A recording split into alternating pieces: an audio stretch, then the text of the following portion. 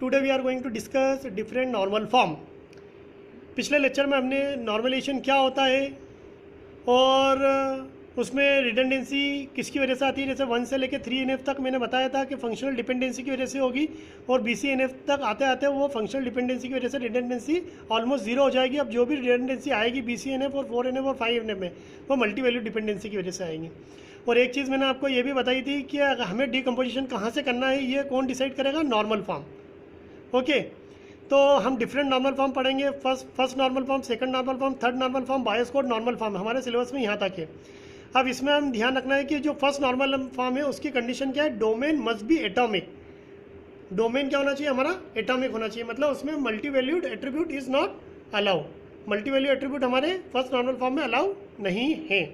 अब हम first normal form को एग्जांपल के थ्रू देख सकते हैं कि जैसे ये जो डिपार्टमेंट नंबर है, ये किसको डिटरमाइन कर रहा है? डिपार्टमेंट नेम, डिपार्टमेंट मैनेजर का सोशल सिक्योरिटी नंबर और डिपार्टमेंट की लोकेशन को। उसके अंदर हम देख सकते हैं ये सारी वैल्यू है। अब यहाँ हम देखेंगे कि डिपार्टमेंट की लोकेशन में, जो डिपार्टमेंट की लोकेशन का एट्रीब्यूट है, उसमें 3 वैल्यू एक ही डोमेन में है, बेलेयर, सुगरलैंड एंड होस्टन। ये 3 वैल्यू एक ही डोमेन में आ रही हैं। तो फर्स्ट नॉर्मल फॉर्म बोलता है डोमेन मस्ट बी एटॉमिक, मतलब इनडिविजिबल होना चाहिए, मतलब multi valued attribute is not allowed, मतलब मल्टीपल वैल्यू उस एट्रीब्यूट में नहीं होना चाहिए।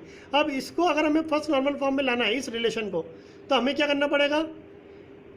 डोमेन को क्या बनाना पड़ेगा? एटॉमिक। जैसे हमने ये देखेंगे सेम रिलेशन में को ऐसे लिखा है, तो अब यहाँ क्या हो गया? हमने तीनों को सेपरेट कर दिया, बेलियर, सुगरलैंड और हॉस्टन। तो अब ये जो रिलेशन है किस में आ गया? हमारा फर्स्ट नॉर्मल फॉर्म में, लेकिन इसमें थोड़ी सी रिडंडेंट इन्फॉर्मेशन आई है, लेकिन ये फर्स्ट नॉर्मल फॉर्म में आ गया है। तो ये फर्स्ट नॉर्मल फॉर्म की कंडीशन को सेटिस्फाई करता है।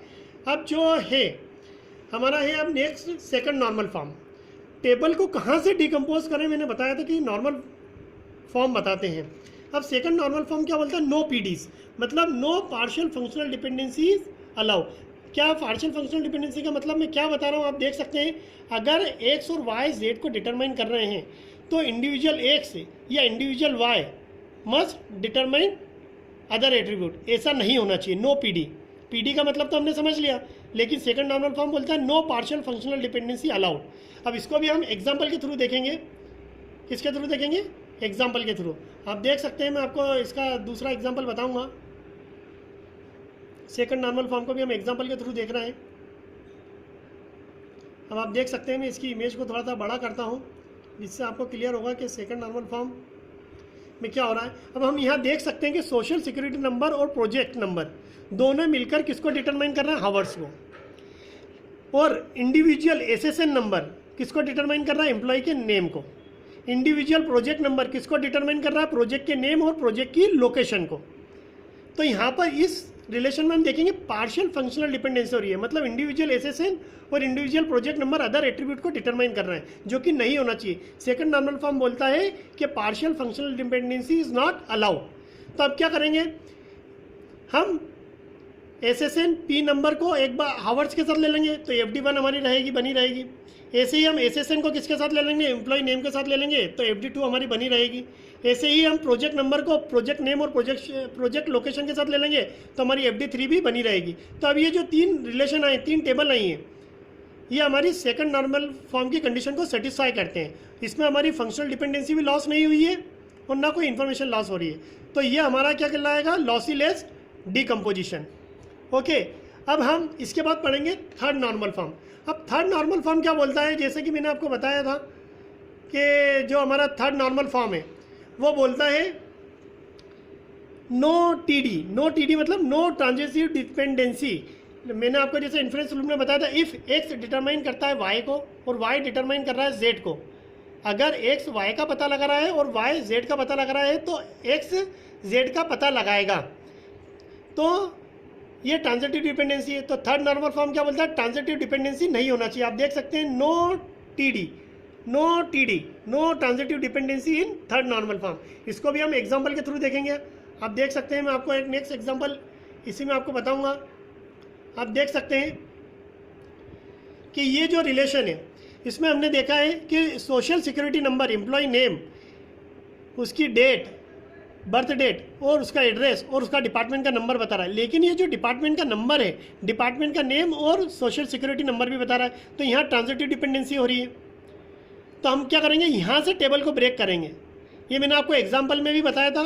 तो यहाँ से टेबल को जैसे ही ब्रेक करेंगे तो ट्रांजिटिव डिपेंडेंसी क्या हो जाएगी, हट जाएगी। अब आप देख सकते हैं हमें 2 रिलेशन मिलेंगे जिसमें social security number, employ name, उसकी बर्थ डेट, एड्रेस और उसके डिपार्टमेंट के नंबर को भी बता रहा है। और डिपार्टमेंट का नंबर हमने दूसरी टेबल के साथ प्राइमरी की ले लिया है, तो डिपार्टमेंट का नेम और डिपार्टमेंट का सोशल सिक्योरिटी नंबर बन रहा है। तो ये जो 2 रिलेशन आए हैं ये थर्ड नॉर्मल फॉर्म में है, मतलब यहाँ ट्रांजिटिव डिपेंडेंसी नहीं हो रही है। ये हमने ऊपर एक एग्जाम्पल जो डीकम्पोजिशन का पढ़ा था उसमें हमने ट्रांजिटिव डिपेंडेंसी को एलिमिनेट करा था। आप देख सकते हैं, मैं ऊपर आऊँगा आपको दिखाऊंगा जो मैंने पुराने डीकम्पोजिशन में आपका एग्जाम्पल लिया था। अब आप देख सकते हैं इस टेबल में स्टूडेंट की आईडी सभी को डिटरमाइन कर रही थी और कस्टमर आईडी इन चारों एट्रीब्यूट को डिटरमाइन कर रही थी। तो हमने टेबल को यहाँ से ब्रेक करा था, कहाँ से, यहाँ से। तो आप देख सकते हैं हमें 2 टेबल मिल गई थी, स्टूड और फैक्ट। तो यहाँ जो ये इसको डिटरमाइन कर रही थी और ये इसको डिटरमाइन कर रही थी, जो ट्रांजिटिव डिपेंडेंसी हो रही थी वो एलिमिनेट हो गई थी यहाँ पर।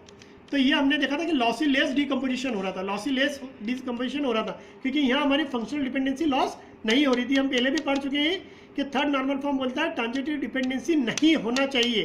तो इन दोनों रिलेशन में ट्रांजिटिव डिपेंडेंसी नहीं हो रही है। तो अब हम इसके बाद पढ़ेंगे बायस कोड नॉर्मल फॉर्म, जो कि मैं आपको अब यहाँ से बताऊँगा। अब आप देख सकते हैं जो सबसे लास्ट नॉर्मल फॉर्म है बायस कोड नॉर्मल फॉर्म।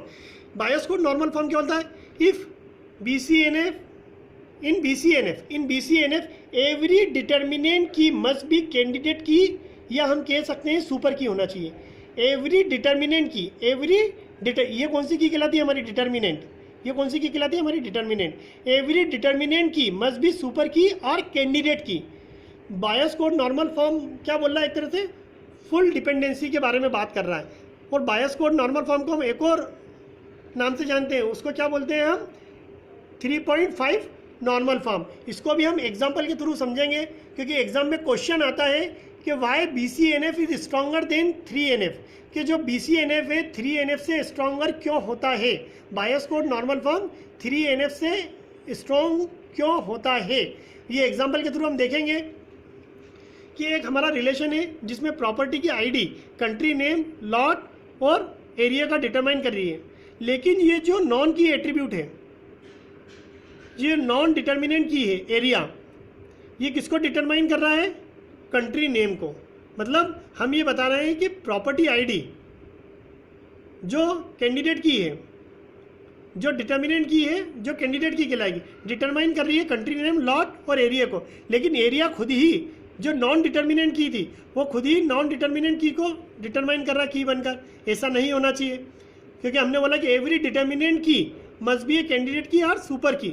तो जब ऐसा और ऐसा कुछ होता है तो हम फिर क्या करेंगे, उस टेबल को ब्रेक करेंगे। मतलब जिसकी वजह से ये दिक्कत आ रही है हम उसको ही उस एट्रीब्यूट के साथ लेकर अलग कर देंगे। जैसे एरिया को हम कंट्री नेम के साथ लेकर अलग ही एक रिलेशन बना देंगे, आप देख सकते हैं। और प्रॉपर्टी आईडी और लॉट और एरिया को लेकर हम एक रिलेशन बना देंगे। लेकिन जब हम यहाँ पर देखते हैं तो हमारी क्या हो रहा है, हमारी एक डिपेंडेंसी लॉस हो रही है। हमारी एक डिपेंडेंसी लॉस हो रही है। क्या हो रही है, हमारी डिपेंडेंसी एक लॉस हो रही है। FD1 तो दिख रही है, FD5 भी दिख रही है, लेकिन यहाँ पर FD2 हमारी लॉस हुई है। तो ये जो डीकम्पोजिशन हुआ है BCNF हमें जब अचीव करा तो ये लॉसी डीकम्पोजिशन हुआ है। अब आप देख सकते हैं इसको सिंपल अगर मैं बात करता हूँ कि BCNF में हो क्या रहा है कि A और B मिलकर किसको डिटरमाइन कर रहे हैं, C को। C डिटरमाइन कर रहा है B को। तो ये रिलेशन BCNF में नहीं कहलाएगा, क्योंकि मैं पहले ही बता चुका हूँ कि एवरी डिटर्मिनेंट की मस्ट बी है कैंडिडेट की। इसको और थोड़ा सा मैं आपको एक और एग्जांपल देके बताऊंगा, क्योंकि ये एग्जाम में क्वेश्चन आता है। अब आप देख सकते हैं यहाँ पर ये जो रिलेशन है 3NF में तो है लेकिन BCNF में नहीं है, क्योंकि यहाँ पर स्टूडेंट और कोर्स मिलकर इंस्ट्रक्टर को डिटरमाइन कर रहे हैं और इंस्ट्रक्टर डिटरमाइन कर रहा है कोर्स को। अगर ये इस तरह का रिलेशन है तो अगर इसमें मैंने क्या बोला है कि स्टूडेंट और कोर्स किसको डिटरमाइन करना है, इंस्ट्रक्टर को, और इंस्ट्रक्टर डिटरमाइन कर रहा था कोर्स को। तो ये बायस कोड नॉर्मल फॉर्म में नहीं है। क्यों? क्योंकि एवरी डिटर्मिनेंट की मस्ट बी है कैंडिडेट की। तो अब इसको बायस कोड नॉर्मल फॉर्म में लाने के लिए हम क्या कर सकते हैं, बायस कोड नॉर्मल फॉर्म में लाने के लिए हम इस रिलेशन को, अब आपको ध्यान रखना है कि 3 कंडीशन पॉसिबल है। या तो स्टूडेंट और इंस्ट्रक्टर एंड स्टूडेंट और कोर्स का एक रिलेशन बनाए, कोर्स और इंस्ट्रक्टर, और दूसरा रिलेशन है कोर्स और स्टूडेंट का, तीसरा रिलेशन बनाए हम, तीसरी जो हम लें डिकम्पोजिशन, जिसमें दो रिलेशन बने, इंस्ट्रक्टर विद कोर्स और इंस्ट्रक्टर विद स्टूडेंट। तो हम तीसरे वाले रिलेशन को, तीसरे वाले डिकम्पोजिशन को अलाउ कर लेंगे। Out of 3 third decomposition will not generate spurious tuple. तो तीसरे रिलेशन में स्पूरियस टपल नहीं मिलेंगी। यहाँ पर हमारी एफडी तो लॉस होगी, फंक्शनल डिपेंडेंसी तो लॉस होगी, लेकिन स्पूरियस टपल नहीं मिलेंगी। मतलब तीनों में अगर हम देखेंगे तो but we can not sacrifice the non additively property after decomposition. मतलब हम नॉन एडिटिवली प्रॉपर्टी को सेक्रीफाइस नहीं कर सकते। हम फंक्शनल डिपेंडेंसी से तो सेक्रीफिकेशन कर सकते हैं।